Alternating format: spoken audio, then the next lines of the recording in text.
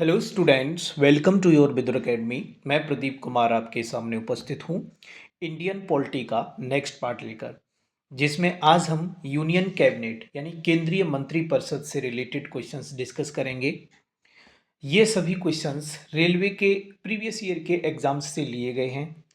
तो जो छात्र एनटीपीसी की तैयारी कर रहे हैं या फिर ग्रुप डी की तैयारी कर रहे हैं, उनके लिए ये सेशन काफ़ी महत्वपूर्ण है।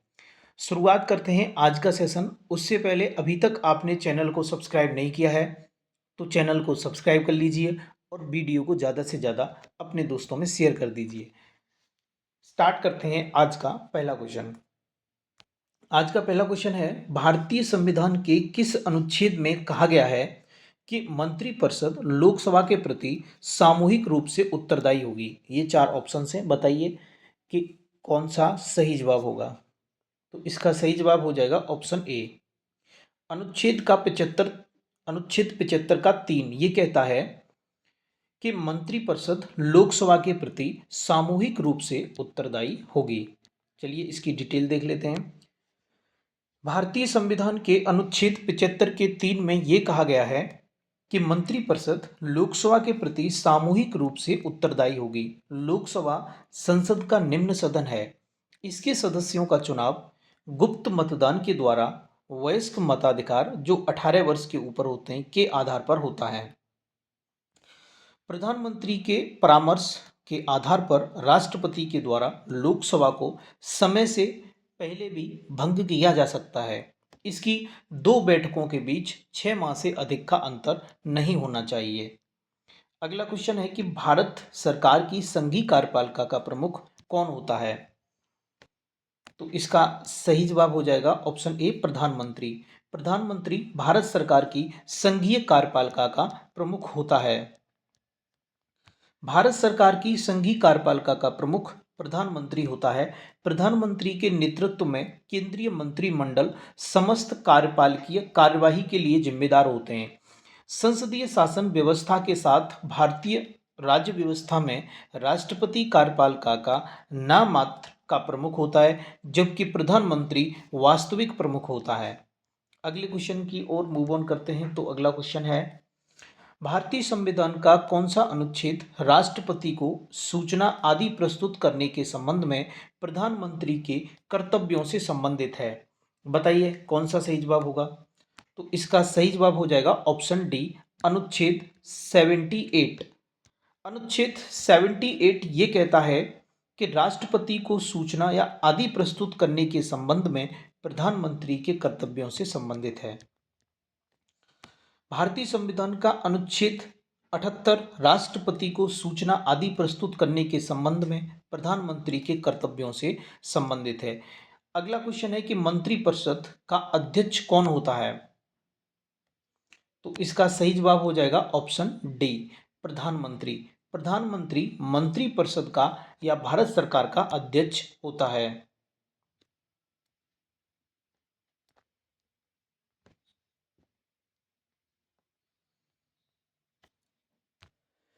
केंद्रीय मंत्रिपरिषद का अध्यक्ष प्रधानमंत्री होता है। प्रधानमंत्री लोकसभा में बहुमत दल का नेता होता है तथा मंत्रिपरिषद का गठन करता है। अनुच्छेद 74 में ये कहा गया है कि राष्ट्रपति को सहायता और सलाह देने के लिए एक मंत्रिपरिषद होगी जिसका प्रधान प्रधानमंत्री होगा और राष्ट्रपति अपने कृत्यों का प्रयोग करने में मंत्रिपरिषद सलाह के अनुसार कार्य करेगा। अगला क्वेश्चन है कि निम्नलिखित में से कौन भारत की रक्षा सेवाओं से संबंधित सभी मामलों के लिए संसद के प्रति सीधे जवाबदेह है? तो इसका सही जवाब हो जाएगा ऑप्शन ए, रक्षा मंत्री।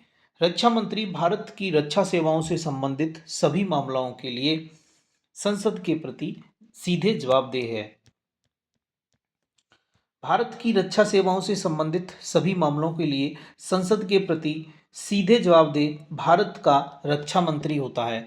राष्ट्रपति तीनों सेनाओं का अध्यक्ष होता है। राष्ट्रपति ही देश के लिए युद्ध तथा शांति की घोषणा करता है। भारतीय सशस्त्र सेनाओं की सर्वोच्च कमान भारत के राष्ट्रपति के पास होती है, जबकि राष्ट्र की रक्षा का दायित्व मंत्रिमंडल के पास होता है। इसका निर्वहन रक्षा मंत्रालय द्वारा किया जाता है।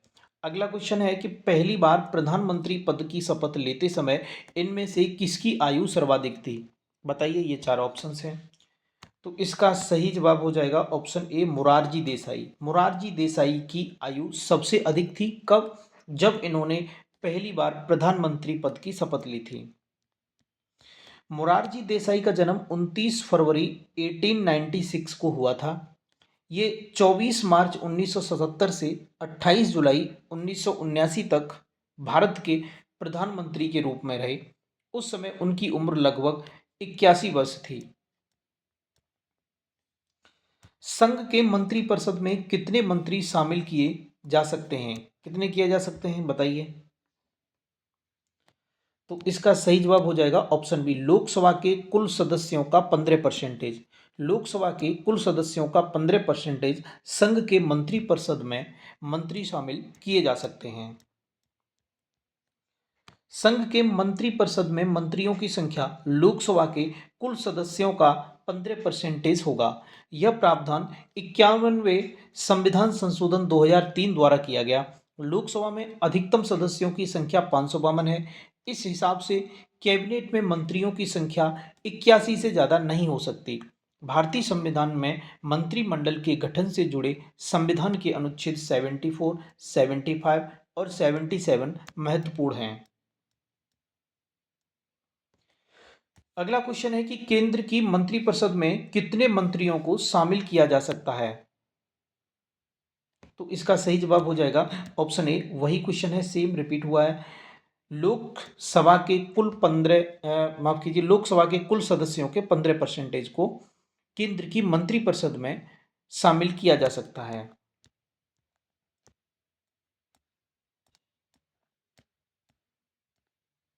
अगला क्वेश्चन है, भारत में महाभियोग की प्रक्रिया के द्वारा डैश को उनके पद से नहीं हटाया जा सकता।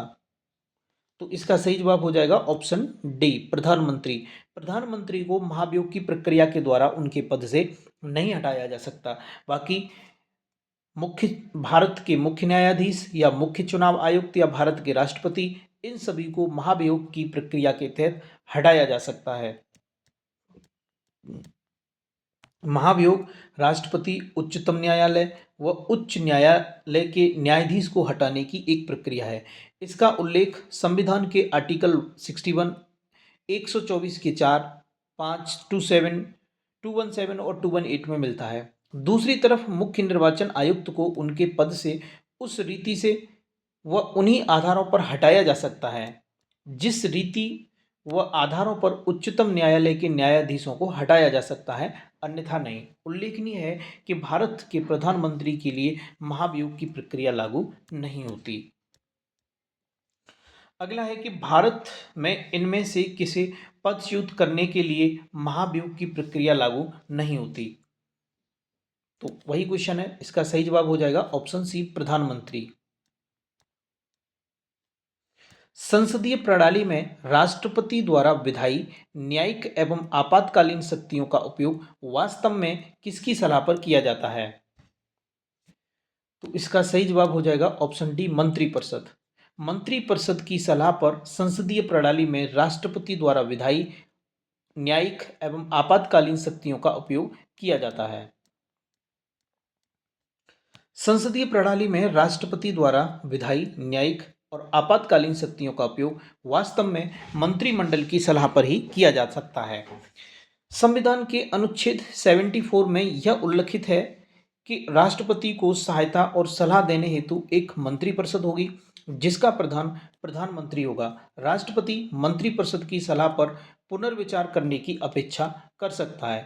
विशेषतया 42वें और 44वें संविधान संशोधनों के उपरांत राष्ट्रपति के लिए यह बाध्यकारी हो गया है कि वह मंत्रिपरिषद के परामर्श को स्वीकार करे। अगला है कि अनुच्छेद 78 के अंतर्गत मंत्रिपरिषद के सभी निर्णयों के बारे में इनमें से कौन राष्ट्रपति को सूचित करेगा? तो इसका सही जवाब हो जाएगा ऑप्शन बी, प्रधानमंत्री। अनुच्छेद 78 के अंतर्गत मंत्रिपरिषद के सभी निर्णयों के बारे में प्रधानमंत्री राष्ट्रपति को सूचित करेगा। अनुच्छेद 78 के अंतर्गत प्रधानमंत्री का राष्ट्रपति से संबंधित कर्तव्यों का उल्लेख किया गया है। इसके अंतर्गत प्रधानमंत्री का यह कर्तव्य होगा कि संघ के कार्यकलाप, प्रशासन संबंधी और विधान विषयक संबंधित मंत्रिपरिषद के सभी विनिश्चय राष्ट्रपति को सूचित करे तथा उससे प्रस्थापनाओं संबंधी जो जानकारी राष्ट्रपति मांगे उनको प्रदान करे। किसी विषय को जिस पर मंत्री ने विनिश्चय किया हो किंतु मंत्रिपरिषद ने विचार नहीं किया हो, राष्ट्रपति द्वारा अपेक्षा किए जाने पर मंत्रिपरिषद के समक्ष विचार के लिए रखे। इस प्रकार प्रधानमंत्री मंत्रिपरिषद व राष्ट्रपति के बीच संवाद का कार्य करता है। अगला है कि निम्नलिखित में से कौन सबसे लंबे समय तक भारत के प्रधानमंत्री के पद पर पदासीन रहे। बताइए क्या होगा इस प्रश्न का सही जवाब। तो इस प्रश्न का सही जवाब हो जाएगा ऑप्शन ए, जवाहरलाल नेहरू। ये सबसे लंबे समय तक भारत के प्रधानमंत्री के पद पर आसीन रहे। पंडित जवाहरलाल नेहरू भारत के प्रथम प्रधानमंत्री, स्वतंत्रता पूर्व एवं स्वतंत्रता के पश्चात भारतीय राजनीति में एक महत्वपूर्ण व्यक्ति थे।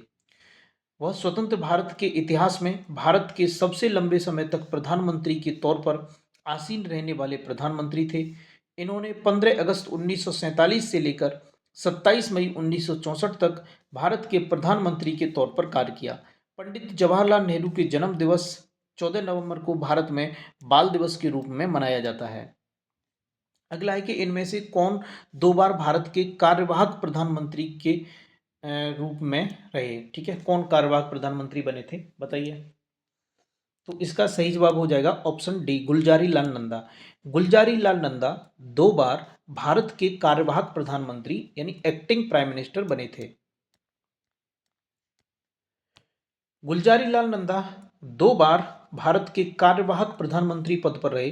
प्रथम बार पंडित जवाहरलाल नेहरू की मृत्यु के बाद 1964 ईस्वी में तथा दूसरी बार लाल बहादुर शास्त्री जी की मृत्यु के बाद 1966 में कार्यवाहक प्रधानमंत्री बने। मोरारजी देसाई सबसे अधिक उम्र में पद से इस्तीफा देने वाले पहले प्रधानमंत्री एवं राजीव गांधी सबसे कम उम्र में देश के प्रधानमंत्री बने। अगला है, किस प्रधानमंत्री की मृत्यु के बाद गुलजारी लाल नंदा ने दूसरी बार कार्यवाहक प्रधानमंत्री के रूप में पदभार संभाला।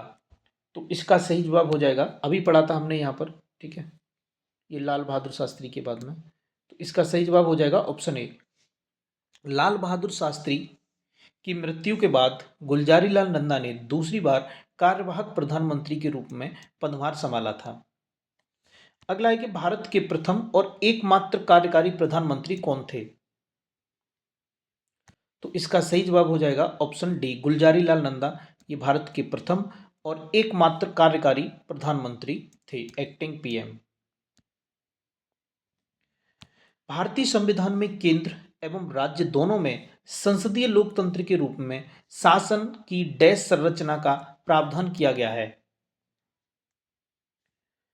तो इसका सही जवाब हो जाएगा ऑप्शन ए, बी, संघीय।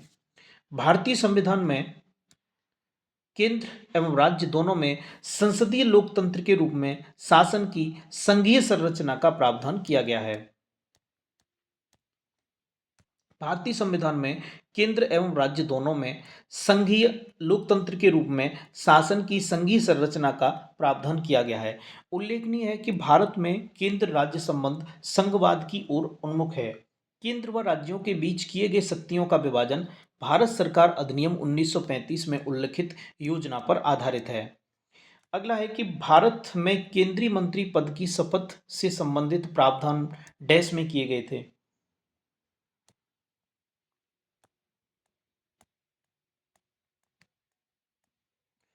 तो इसका सही जवाब हो जाएगा ऑप्शन सी, तीसरी अनुसूची में किए गए थे ये। भारत में केंद्रीय मंत्री के पद की शपथ से संबंधित प्रावधान भारतीय संविधान की तीसरी अनुसूची में किया गया है।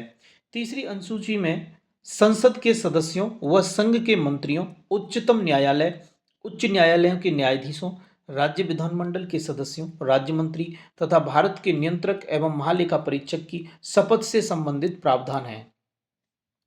भारत के उप प्रधानमंत्री जिनका कार्यकाल 1977 से 1979 तक था कौन थे? बताइए इनमें से कौन थे वो? तो इसका सही जवाब हो जाएगा ऑप्शन बी, जगजीवन राम। ये भारत के उप प्रधानमंत्री थे 1977 से 1979, 2 साल तक के लिए। चलिए उप प्रधानमंत्री को देख लेते हैं। सरदार पटेल थे, इनका कार्यकाल 1947 से 1950। उसके बाद में मोरारजी देसाई 1967 से 1969। उसके बाद में चौधरी चरण सिंह 24 जनवरी 1979 से 16 जुलाई 1979 तक। जगजीवन 1977 से 1979। उसके बाद में वाई बी चौहान, ठीक है, ये भी 1979 से 1980 तक भारत के उप प्रधानमंत्री रहे। और चौधरी देवीलाल 1990 से 91। लाल कृष्ण आडवाणी 2002 से 2004। आपको इनको अच्छे से लर्न कर लेना चाहिए एक बार, क्योंकि कई बार ऐसे क्वेश्चन फ्रेम हो जाता है इनमें से कौन भारत का कभी उप प्रधानमंत्री नहीं रहा। इनमें से कोई 3 रख देगा इनमें से, और एक दे देगा कहीं और बाहर से कोई। तो आपको सही वाला चूज करना हो, गलत वाला चूज करना होगा कि कौन से नहीं रहे। या फिर ऐसे दे देगा इनमें से कौन भारत के उप प्रधानमंत्री रहे, 3 कहीं और से दे देगा, है ना। तो सरदार पटेल, मोरारजी देसाई, चौधरी चरण सिंह, जगजीवन राम, वाई बी चौहान, चौधरी देवीलाल और लालकृष्ण आडवाणी, ये सभी भारत के उप प्रधानमंत्री रहे। अगला है कि इनमें से कौन भारतीय प्रधानमंत्री ने संसद का सामना नहीं किया था? इनमें से कौन से उन्होंने नहीं किया? तो इसका सही जवाब हो जाएगा ऑप्शन डी, चौधरी चरण सिंह। ठीक है, चरण सिंह थे, इन्होंने संसद का सामना नहीं किया, कभी संसद नहीं गए। प्रधानमंत्री चौधरी चरण सिंह ने संसद का सामना नहीं किया। इनका कार्यकाल 28/7/1979 से 14/1/1980 तक रहा। चौधरी चरण सिंह भारत के प्रधानमंत्री, उप प्रधानमंत्री, गृह मंत्री और 2 बार उत्तर प्रदेश के मुख्यमंत्री भी रहे। भारत के प्रधानमंत्री भी रहे, भारत के उप प्रधानमंत्री भी रहे, गृह मंत्री भी रहे और 2 बार उत्तर प्रदेश के मुख्यमंत्री भी रहे। कौन से पूर्व प्रधानमंत्री मोरारजी देसाई के समय उप प्रधानमंत्री थे? तो इसका सही जवाब हो जाएगा ऑप्शन बी, चरण सिंह। चौधरी चरण सिंह ये उप प्रधानमंत्री थे। ये बात तब की है जब पूर्व प्रधानमंत्री मोरारजी देसाई का शासनकाल था, जब मोरारजी देसाई इंडिया के पीएम थे, तब चौधरी चरण सिंह उप प्रधानमंत्री थे। चौधरी चरण सिंह पूर्व प्रधानमंत्री मोरारजी देसाई के समय उप प्रधानमंत्री थे। मोरारजी देसाई स्वतंत्र भारत के चौथे और पहले गैर कांग्रेसी थे। अगला है, एक व्यक्ति जो संसद के दोनों सदनों का सदस्य नहीं है उसे मंत्रिपरिषद के सदस्य के रूप में नियुक्त किया गया या नियुक्त किया जा सकता है, किंतु उसे दोनों सदनों में से किसी एक का सदस्य डैश दिनों में होना चाहिए, मतलब कितने समय में हो जाना चाहिए। तो इसका सही जवाब हो जाएगा ऑप्शन बी, 6 महीने के अंदर। ठीक है, यदि कोई व्यक्ति संसद के दोनों सदनों का सदस्य नहीं है और उसे मंत्रिपरिषद के सदस्य के रूप में नियुक्त किया जा सकता है, किंतु उसे दोनों सदनों में से किसी एक का सदस्य 6 महीने में बनना पड़ेगा। आर्टिकल 75 के अंतर्गत प्रधानमंत्री की नियुक्ति राष्ट्रपति करेगा और अन्य मंत्रियों की नियुक्ति राष्ट्रपति प्रधानमंत्री की सलाह पर करेगा। मंत्रिपरिषद में मंत्रियों की कुल संख्या, जिसमें प्रधानमंत्री भी शामिल है, लोकसभा के सदस्यों की कुल संख्या के 15% से अधिक नहीं होगी। कोई मंत्री जो संसद के दोनों सदनों का सदस्य नहीं है 6 महीने तक मंत्री बना रहेगा। 6 महीने बाद किसी भी सदन की सदस्यता ग्रहण करना पड़ेगा, अन्यथा त्याग पत्र देना पड़ेगा। प्रधानमंत्री श्री नरेंद्र मोदी लोकसभा में किस स्थान का प्रतिनिधित्व करते हैं? तो इसका सही जवाब हो जाएगा ऑप्शन सी, वाराणसी का। नरेंद्र दामोदर दास मोदी, जिनका जन्म 17 सितंबर 1950 को हुआ था, ये भारत के प्रधानमंत्री हैं। भारत के राष्ट्रपति प्रणब मुखर्जी उन्हें 26 मई 2014 को भारत के प्रधानमंत्री पद की शपथ दिलाई। वे स्वतंत्र भारत के 15वें प्रधानमंत्री हैं तथा इस पद पर आसीन होने वाले स्वतंत्र भारत में जन्मे प्रथम प्रधानमंत्री हैं। ये जो डिटेल है हम ये प्रश्न काल के हिसाब से पढ़ रहे हैं। एक सांसद के रूप में उन्होंने उत्तर प्रदेश की सांस्कृतिक नगरी वाराणसी एवं अपने गृह राज्य गुजरात के बड़ोदरा संसदीय क्षेत्र से चुनाव लड़ा और दोनों जगह से जीत दर्ज की। इन्होंने बड़ोदरा संसदीय सीट को छोड़कर वाराणसी का प्रतिनिधित्व किया।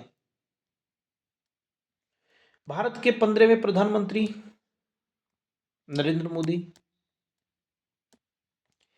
निम्नलिखित प्रधानमंत्रियों में से कौन भारत की आजादी के बाद पैदा हुआ? तो इसका सही जवाब हो जाएगा ऑप्शन डी, नरेंद्र मोदी। भारत के पहले उप प्रधानमंत्री कौन थे? बताइए कौन थे? तो इसका सही जवाब हो जाएगा सरदार वल्लभ भाई पटेल। ये भारत के पहले उप प्रधानमंत्री थे।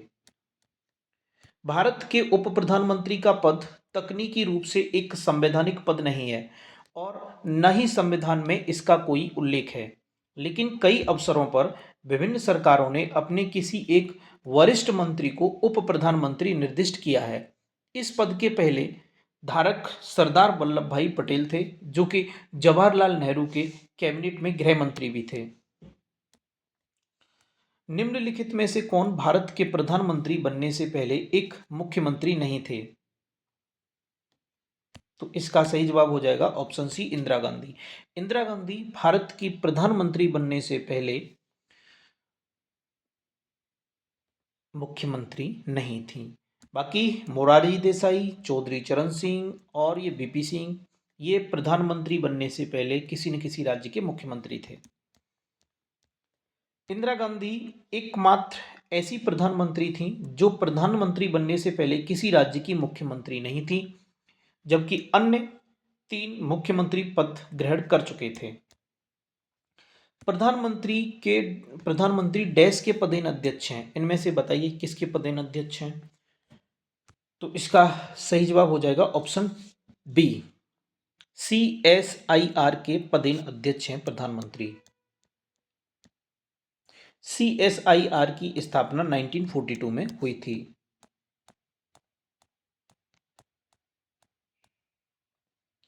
अगला है कि भारत के किस प्रधानमंत्री ने लाल झंडे से राष्ट्रीय झंडा सर्वाधिक बार फहराया है?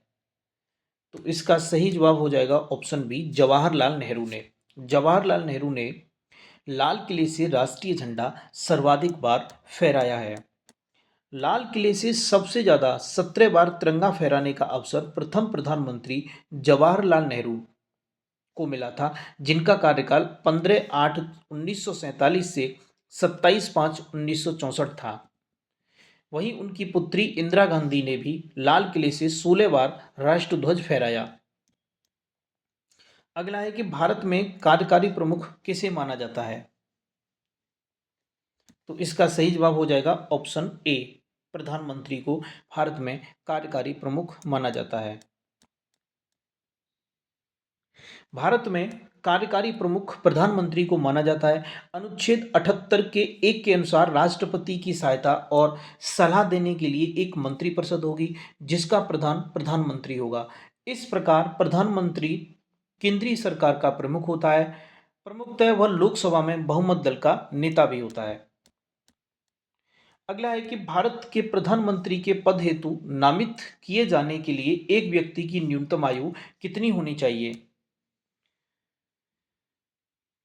तो इसका सही जवाब हो जाएगा ऑप्शन बी, 25 वर्ष, यदि वह लोकसभा का सदस्य है तो।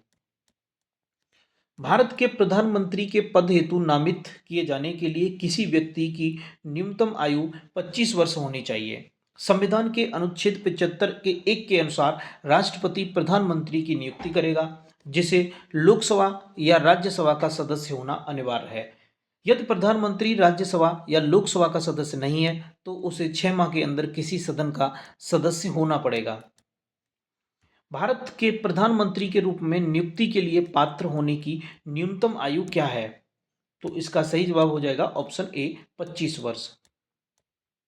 अब जो क्वेश्चंस हम डिस्कस करेंगे ये क्वेश्चंस होंगे राज्यपाल यानी गवर्नर से रिलेटेड, वो सभी क्वेश्चंस जो अब तक रेलवे ने किसी न किसी एग्जाम में बार बार पूछे हैं और आगे भी पूछेगी रेलवे, ठीक है। क्योंकि ये क्वेश्चंस जो प्रीवियस ईयर में आए हुए होते हैं 60 से 70% क्वेश्चन ये बार बार रिपीट होते हैं। आप किसी भी एग्जाम की तैयारी करो सभी में आते हैं।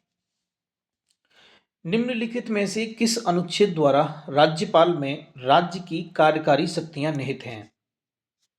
तो इसका सही जवाब हो जाएगा ऑप्शन ए, अनुच्छेद 154 में। अनुच्छेद 154 में राज्यपाल अनुच्छेद 154 द्वारा राज्यपाल में राज्य की कार्यकारी शक्तियां निहित हैं। 154 में अनुच्छेद 154 राज्य की कार्यपालिका शक्ति राज्यपाल में निहित होगी और वह इस संविधान के अनुरूप या तो स्वयं या अपने अधीनस्थ अधिकारियों के माध्यम से प्रयोग करेगा। राज्यपाल संविधान के भाग 6 में अनुच्छेद 153 से 167 के अंतर्गत आता है। भाग 6 में 153 से 167 के अंतर्गत आता है। राज्यपाल की नियुक्ति राष्ट्रपति द्वारा की जाती है। वह राष्ट्रपति के प्रसाद पर्यंत पद धारण करता है। राज्यपाल राज्य का मुख्य कार्यकारी प्रमुख होता है।